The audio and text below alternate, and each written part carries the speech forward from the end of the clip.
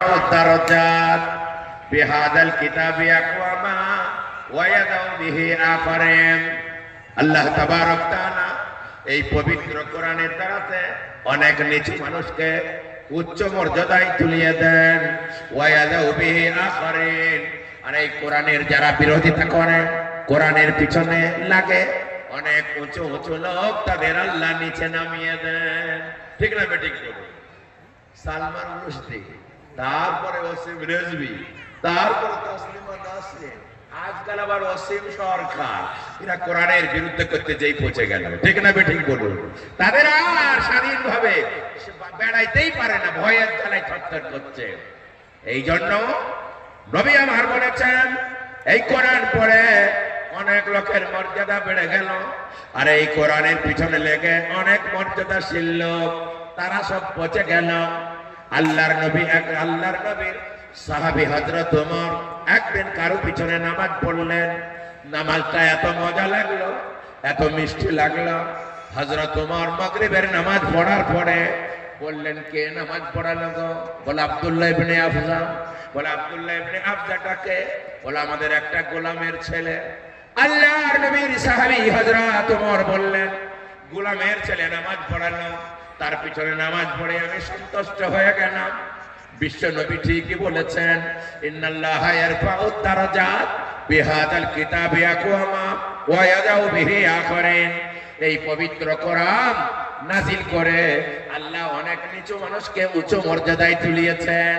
তাই আমি ওমর ফারুক 12 লক্ষ বর্গ মাইল পৃথিবীর বাদশা হয়েও একজন গোলামের বেটার পিছনে নামাজ পড়ে খুশি হলাম। সুবহানাল্লাহ।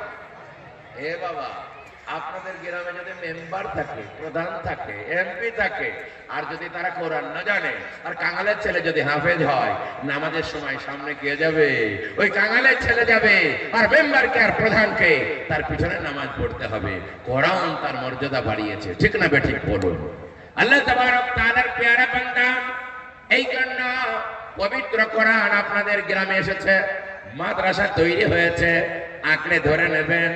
আল্লামা ইকবাল বিশ্বকবি, তিনি বলেছিলেন, ও জমানা মে মুআজ্জাজ থে মুসলমান হোকর আজ জলিলো খার হুয়ে তারিকে কোরআন হোকর। এ বিশ্বে জানা ছিল সেরা হয়ে মুসলমান, আজ তারা লাঞ্ছিত ছাড়িয়া কোরআন। কোরআন পাইয়া বিশ্ব বিজয়ী হয়েছিলেন একদিন যারা, কোরআন ছাড়িয়ে ভীত পরাজিত আজ দুনিয়ায় তারা। ঠিক না ঠিক বলেছেন? এ বাবা, আল্লাহর নবী যখন আসলেন, সাহাবীরা যখন আল্লাহর নবীর হাতে ইসলাম গ্রহণ করলেন, সাহাবীরা বেশি লেখাপড়া জানতেন না। উট চড়াতেন, ছাগল চড়াতেন, দুম্বা চড়াতেন। আপনার আনপড় ছিলেন, বেশি লেখাপড়া জানতেন না। বিএ পাস, এমএ পাস, আর গ্রাজুয়েট, মাস্টার ডিগ্রি কিছুই ছিল না। এই সাহাবারা যখন নবীজিকে পেলেন আর কোরআন পড়লেন, কোরআন যখন বুকে আঁকড়ে ধরলেন, এই উটের রাখাল আর আপনার দুম্বার রাখাল সাহাবীরা অর্ধেক পৃথিবী শাসন করতে লাগলেন। সুবহানাল্লাহ বলুন। কেন বলেন জানি? কোরআনের উপর আমল করে। হযরত ওমর, হযরত আবু বকর, হযরত আলী, হযরত ওসমান, হযরত আমর ইবনুল আস, এই ধরনের বড় বড় সাহাবীরা, বুজুর্গ দোস্ত, তারা কোরআন পড়ে আর কোরআন মেনে নিয়ে অর্ধেক পৃথিবীর শাসন করতে লাগলেন। কেন? তারা কোরআন বুকে আঁকড়ে ধরেছিলেন। এই জন্য আল্লামা ইকবাল বলছেন, ও জামানা মে মুআজ্জাজ থে মুসলমান হোকর আজ জলিলো খার হুয়ে তারিকে কোরআন হোকর। বিশ্বে যারা ছিল সেরা হয়ে মুসলমান, আজ তারা লাঞ্ছিত ছাড়িয়া কোরআন। আজ মুসলমানরা পশ্চিমবঙ্গে 32%, আর মুর্শিদাবাদে সরকার বলে 68, আমরা বলি 72%, আর চাকরিতে 1.5%, আর জেলখানায় 75%। লজ্জায় মাথা নত হয়ে যায়। 100টা জেলখানায় যদি লোক থাকে, 75টা মুসলমান। আর 100টা যদি কেউ চাকরি করে, শতকরা 2টো মুসলমান। কেন? কোরআন আসলে ছেড়ে দিয়েছি। বুঝতে পারছেন না? পারছেন না? এই জন্য কোরআনের সেবা করুন, কোরআনের খেদমত করুন। দুনিয়াটা সুখের জায়গা নাই। একটা ছোট্ট কোরআনের আয়াত পড়েছে, একটু তাফসীর করে দেব, ইনশাআল্লাহ আপনাদের ঈমান তাজা হয়ে যাবে। ঈমানে যদি চার্জ না থাকে, তাহলে ঈমানে যদি ভোল্টেজ না থাকে, ওই ঈমানের দ্বারাই নামাজ পড়তে মন যায় না, কোরআন পড়তে মন যায় না, হজ করতে মন যায় না, যাকাত দিতে মন যায় না। এই জন্য ঈমানে মাঝে মাঝে চার্জ দিতে হয়। এ বাবা, ব্যাটারিতে চার্জ না থাকলে মাইক চলে না, টর্চ চলে না, লাইট জ্বলে না, মোবাইল চলে না। ঠিক না বেঠিক বলুন? তেমনি ঈমানে যদি চার্জ না থাকে, ওই ঈমানের দ্বারাতে ভালো কাজ হতে চায় না। বলে ঈমানে কি চার্জ হয়? হ্যাঁ, আল্লাহ বলেছেন ঈমানে চার্জ হয়। ইন্নামাল মুমিনুনাল্লাযীনা ইযা যুকিরাল্লাহ ওয়াজিলাত কুলুবুহুম ওয়া ইযা তুলিয়াত আলাইহিম আয়াতুহু যাদাতুহুম ঈমানা ওয়া আলা রাব্বিহিম ইয়াতাওয়াক্কালুন। আল্লাহ বলেন মুমিন তারাই যাদের সামনে আল্লাহর কথা আলোচনা করা হলে আল্লাহর ভয়ে তাদের হৃদয় কাঁপতে লাগে। ওয়াইদা তুলিয়াত আলাইহিম আয়াতুহু, আর যখন তাদের সামনে আল্লাহর আয়াত শোনানো হয়, যাদাতুহুম ঈমানা, তখন তাদের ঈমানের ভোল্টেজ বেড়ে যায়, ঈমান চার্জ হয়ে যায়। আর যখন তাদের ঈমান চার্জ হয়ে যায়, ওয়া আলা রাব্বিহিম ইয়াতাওয়াক্কালুন, মুমিন তখন কেবল আল্লাহর উপরে ভরসা করে। সুবহানাল্লাহ। রুজির মালিক কে বলো? আল্লাহ। এটা আপনার মুখ থেকে কখন বার হবে? যখন ঈমান পাকা পুক্ত হবে। আর ঈমান যদি দুর্বল হয়, কাঁচা হয়, মনে হবে দাদা বাবা, লোকনাথ বাবা, কালু বাবা, মৌলভী বাবা, ফকির বাবা, এই আপনার তালতলা বেলতলাতে গেলে বোধহয় বাঁচতে পারবো। এগুলো হলো ঈমান কমজোরের আলামত। এই যে চৈত মাস আসছে, হাজার হাজার লোক মুরগি লিয়ার খাসি লিয়ে চলে যাচ্ছে পাথর চাপড়ি। কোথায় যাচ্ছ গো? বলে পাথর চাপড়ি গো, রাতবার গেলে একবার হজ গো। আর যে ওনাকে না হবে, বলে মৌলভী সাহেব কি বলে তা ঠিক না। লাখে লাখে লোক যাচ্ছে, ভালো কাজ না হলে যায়। আচ্ছা আপনারা বলুন, বিড়ি, সিগারেট, খৈনি, গুটখা, এগুলা শতকরা 95টা লোক খায়। খায় না? খায় না? তাই বলে আপনি বলবেন লাখে লাখে লোক খাচ্ছে, উপকার না হইলে খায়? আপনার মতো খেপা কেউ নাই। তোর স্বাস্থ্য দপ্তর বলেছে তামাক ক্যান্সারের কারণ। 1 লাখ খাক, 2 লাখ খাক, দেখে আমার লাভ নাই। আর বুঝতে পারলেন না? পারলেন না? এই জন্য শরীয়ত বলেছে আল্লাহ ছাড়া কারো কাছে হাত পাতা, এটা তোমার বিপদের কারণ, ক্যান্সারের কারণ। 1 লাখ যাক, 10 লাখ যাক, দেখে লাভ নাই। আল্লাহর নবী বলেছেন লা তাশুদ্দুর রিহাল ইল্লা ইলা সালাসাতি মাসাজিদ। নবী আমার বলেন 3টে মসজিদ ছাড়া নেকির আশায় সফর করা হারাম। 3টে মসজিদ ছাড়া নেকি পাবো বলে বাড়ি থেকে বার হওয়া যাবে না। বেশি নেকি পাবো বলে 1 নম্বর হলো নবী আমার বললেন মসজিদে হারাম মানে কাবা মসজিদ, 2 নম্বর মসজিদে আকসা, 3 নম্বর মসজিদে হাজা। নবী বললেন আমার মসজিদ কাবা মসজিদে 1 রাকাত নামাজ মানে 1 লক্ষ রাকাত নামাজ। আর মসজিদে আকসাতে, মসজিদে হারামে নামাজ পড়া মানে 50,000 রাকাত নামাজ। এই জন্য ওখানকার জন্য নেকির জন্য সফর করতে পারবেন। তাছাড়া সারা পৃথিবীর সব মসজিদ সমান। বাংলাদেশের বাইতুল মুকাররম মসজিদ, দেওবন্দের মসজিদ, বেরেলির মসজিদ, দিল্লির জামে মসজিদ, পাথর চাপড়ির মসজিদ, সব এক সমান। আপনার গুলহাটির মসজিদ এক। সুবহানাল্লাহ বলুন। অতএব ওই 3 মসজিদে আপনি নেকির আশায় সফর করতে পারবেন। বাকি কোন জায়গায় বেশি নেকি পাবো বললে সফর করলে গুনাহ হবে। বুঝতে পারলেন না? পারলেন না? আল্লাহ তাবারক তাআলার পেয়ারা বান্দারা, এই জন্য আল্লাহ তাআলা বলছেন যখন মুমিনের, ঈমানদারের ঈমান পাকাপোক্ত হবে, ওয়া আলা রাব্বিহিম ইয়াতাওয়াক্কালুন, তখন তারা কেবল আল্লাহর উপরে ভরসা করবে। সুবহানাল্লাহ। রুজির মালিক কে বলুন? এ বাবা, হযরত ইব্রাহিম আলাইহিস সালাতু ওয়াস সালাম, তিনি এমন একজন নবী ছিলেন, পৃথিবীতে তিনি কয়েকটা কাজ চালু করেছেন। 1 নম্বর, হযরত ইব্রাহিম আলাইহিস সালাতু ওয়াস সালাম সর্বপ্রথম তিনি মুচ কেটেছেন। দুই নম্বর হলো হযরত ইব্রাহিম আলাইহিস সালাতু ওয়াস সালাম সর্বপ্রথম খতনা করেছেন। তিন নম্বর হযরত ইব্রাহিম আলাইহিস সালাতু ওয়াস সালাম তিনি সর্বপ্রথম বস্ত্রহীনকে বস্ত্র দান করেছেন। হযরত ইব্রাহিম আলাইহিস সালাতু ওয়াস সালাম সর্বপ্রথম অতিথি আপ্যায়ন করেছেন। সুবহানাল্লাহ বলুন। একদিন তিনি অতিথি পেলেন না, রাস্তায় দাঁড়িয়ে আছেন। হযরত ইব্রাহিম নিজের জন্য জরুরি করে নিয়েছিলেন অতিথি ছাড়া খাবো না। আমরা অতিথি দেখলে মেহমান দেখলে মসজিদ থেকে পালিয়ে যাই। রাজার সন্ন্যত জোহরের মসজিদে বলবো না, বাড়ি যাই পড়ে গিয়ে আরে বড় দুটো ফকির আছে তো দাঁড়াও, বলে আজ আমাদের বাড়িতে ভালো চালন নাই গো, ও দেবে না, ওর লাইন খারাপ, তুমি খেতে পারবে ফকির খেতে পারবে না। অতিথি দেখে আমরা ভয় করি। হযরত ইব্রাহিম আলাইহিস সালাতু ওয়াস সালাম অতিথি ছাড়াই খেতেন না। একদিন তিনি অতিথি পেলেন না, রাস্তায় দাঁড়িয়ে আছেন, দেখলেন একটা বৃদ্ধ মানুষ চলে যাচ্ছে। হযরত ইব্রাহিম বললেন, ভাই গো সারাদিন খাওয়া হয়নি, তুমি কি আমার সাথে খাবে? লোকটা বলল, খাবার পেলে কে না খায়। হযরত ইব্রাহিমের বাড়িতে গেলেন, হযরত ইব্রাহিম খাবার দিলেন, লোকটা খেতে গেল। হযরত ইব্রাহিম বললেন, বলো বিসমিল্লাহ। লোকটা বলছে, বিসমিল্লাহটা কি জিনিস? বলো আল্লাহ। বলে আল্লাহ আবার কে গো? বলে তোমার স্রষ্টা পালন কর্তা। বলে তাকে তো আমি চেনে নি। বলে আমি চিনিয়ে দিচ্ছি, বলো বিসমিল্লাহ। বলো আমি যাকে চেনে নি তার নাম কই? হযরত ইব্রাহিম বলল, তোকে খেতে হবে না, আল্লাহ দিয়া খাবার খাবে, আল্লাহর নাম উচ্চারণ। লোকটা চলে গেল। আল্লাহ বললেন, ইব্রাহিম আমার মনটাকে বাড়িতে ডেকে এনে তাড়িয়ে দিলে।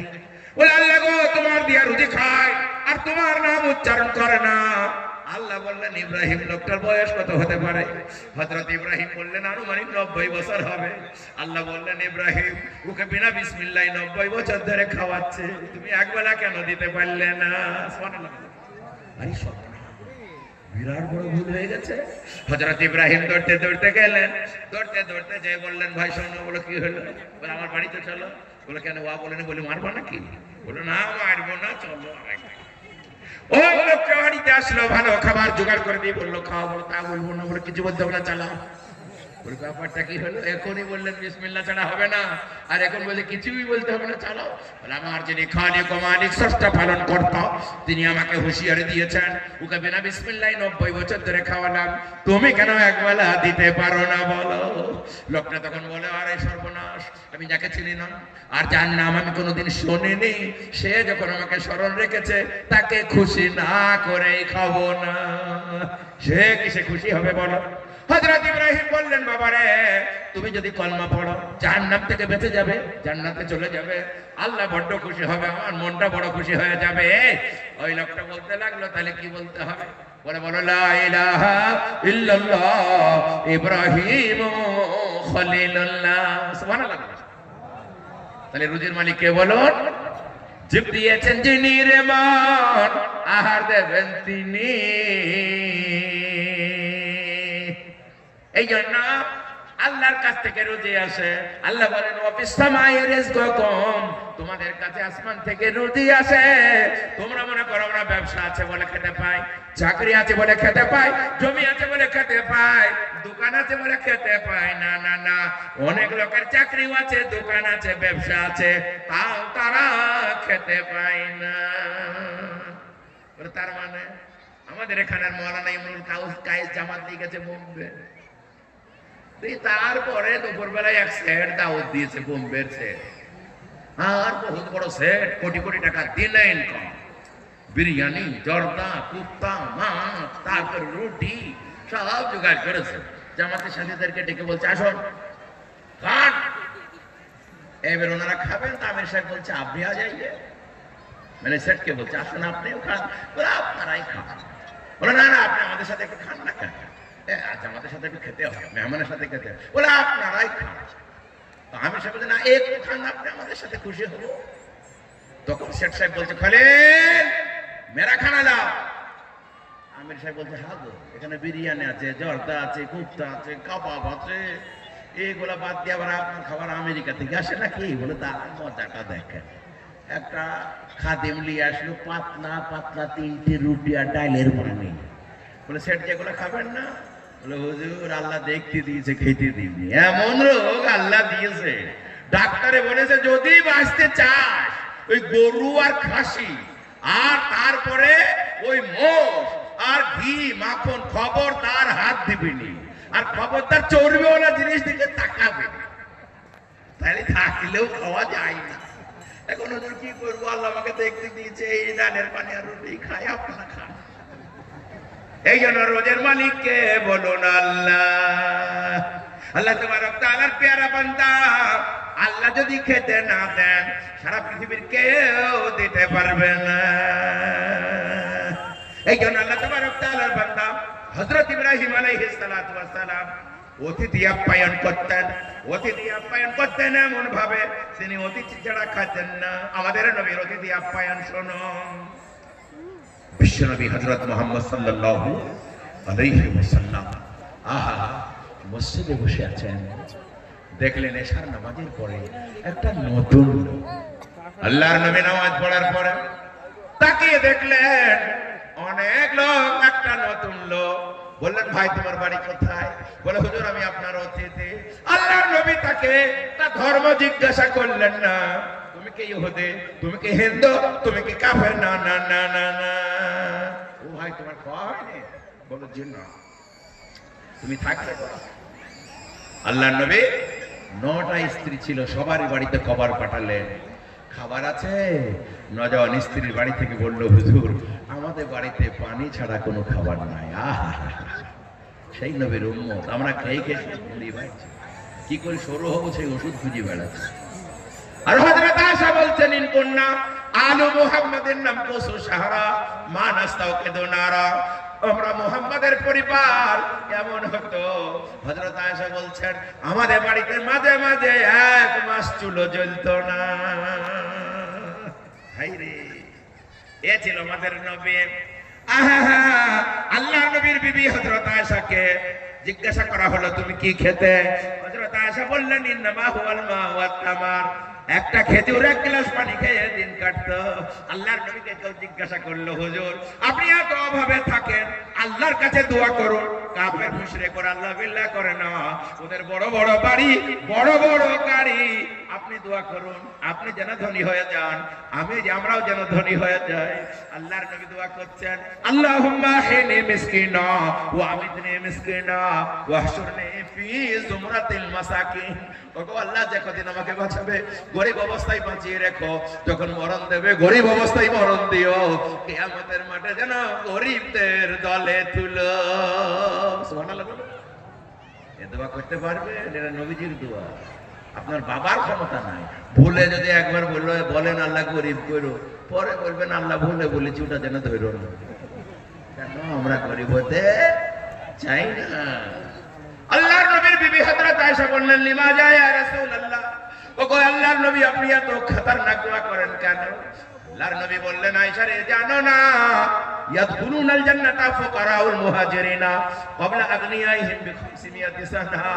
আল্লাহর নবী বললেন আয়েশা জানো না গরিব মিসকিনরা ধনীদের 500 বছর আগে জান্নাতে যাবে। সুবহানাল্লাহ। 9 জন বিবির কাছ থেকে খবর আসলো পানি ছাড়া আমাদের বাড়িতে কিছু নাই। আল্লাহর নবী সাহাবীদেরকে বললেন তোমাদের বাড়িতে কিছু নাই গো? একে একে মসজিদ কোথায়? সাহাবী বললেন হুজুর কিছুই নাই। পিছন থেকে একজন সাহাবী উঠলেন, নাম তার আবু তালহা, বললেন হুজুর গো আপনি দয়া করে ওই মেহমানটা আমাকে দেন, আমি দেখি বাড়িতে কিছু আছে কিনা। আবু তালহা বাড়ি নিয়ে গেল। আহা বাড়ি নিয়ে যাই বিবিকে বলছে, তার নাম বিবির নাম রুমেসা। ও বিবি মসজিদে যত লোক ছিল কারো বাড়িতে খাবার নাই, নবীর বাড়িতেও খাবার নাই। আল্লাহর নবীর অতিথি এসেছে, সে কি ভোগে থাকবে? কিছু খাবার থাকে বলো। হযরত উম্মে সুলাইম রুমেসা বললেন স্বামী গো আমাদের বাড়িতে তেমন খাবার নাই, তবে বাচ্চাকে খাওয়ানোর জন্য কিছুই আছে। হযরত আবু তালহা বললেন বাচ্চাকে পিঠে বাড়ি মেরে ঘুম পাড়িয়ে দাও। থাপড়ে থাপড়ে থাপড়ে বাচ্চা কেঁদে কেঁদে ঘুমিয়ে গেল। এইবার খাবারটা মেহমানকে দেয়া হলো, কিন্তু মেহমান তেমনি বলে আমি একলা খাবো আপনারাও। হযরত আবু তালহা দেখলেন এই খাবারে যদি আমরা ভাগ বসাই মেহমানের কিছুই হবে না। এখন ও তো ছাড়বে না, করা যায় কি? বিবিকে কানে কানে বললেন আমি এই চেরাগটা জোর দিয়ার নিয়ত করে নিভিয়ে দেবো, দুইজনা বসে তারা মুখ লড়াবো। ও মনে করবে খাচ্ছে, তুমিও খাবা না, আমিও খাবো না, চপচপ করবো। সব খাবার মেহমানকে খাওয়াইতে হবে, অতিথিকে আপ্যায়ন করতে হবে। খেতে বসেন। ওই লোক বললো আসন, বললো ঠিক আছে দেখছি, চারাকটা একটু জোর করে দিই। বাতিরা জোর করতে দিয়ে নিভিয়ে দিয়ে বললো হুজুর আর দিশলা নাই, জ্বালানো যাবে না, এখন আদার আদারে খেতে হবে। বিবি মিচে মিচে করে চপচপ করে মুখ নড়াই, স্বামীও চপচপ করে মুখ নড়াই, নিজে না খেয়ে বিবিকে খেতে না দিয়ে আর বাচ্চাকে আপনার থাপড়ে থাপড়ে ঘুম পাড়িয়ে সব খাবার অতিথিকে খাইয়ে দিলেন। এ আমল আল্লাহ ছাড়া কেউ দেখতে পেল না। সকালবেলায় হযরত আবু তালহা নামাজ পড়তে গেছেন মসজিদে নববীতে। হযরত আবু তালহাকে আল্লাহর নবী বলছেন, তালহা তুমি এমন আমল করেছো, মনে করছো কেউ দেখেনি, কিন্তু আমার আল্লাহ দেখেছে, আমাকে বলে দিয়েছে, আর তোমার জন্য সূরা হাসর নাজিল হয়েছে। আর আল্লাহ বলেছেন ওয়া ইউসিরুনা আলা আনফুসিহিম ওয়ালাউ কানা বিহিম খাসাসা। নবী গো, তোমার সাহাবীদের মধ্যে অনেকে এমন আছে নিজে না খেয়ে আর বিবিকে না খেতে দিয়ে, বাচ্চাকে থাপড়িয়ে ঘুম পাড়িয়ে দিয়ে সব খাবার দিয়ে অতিথি আপ্যায়ন করে। নাম তার তালহা। সে যখন আসবে তাকে যেন জান্নাতের সুসংবাদটা দিও। ইসলামে অতিথি আপ্যায়ন আছে না নাই? এই জন্য মা বোনরা শুনছেন, খবরদার ফকির ফেরত দেবেন না। খবরদার হাতেও চাইলে তাকে খালি হাতে ফেরত দেবেন না, যা আছে তার হাতে তুলে দেবেন। দেবেন না? দেবেন না ইনশাআল্লাহ।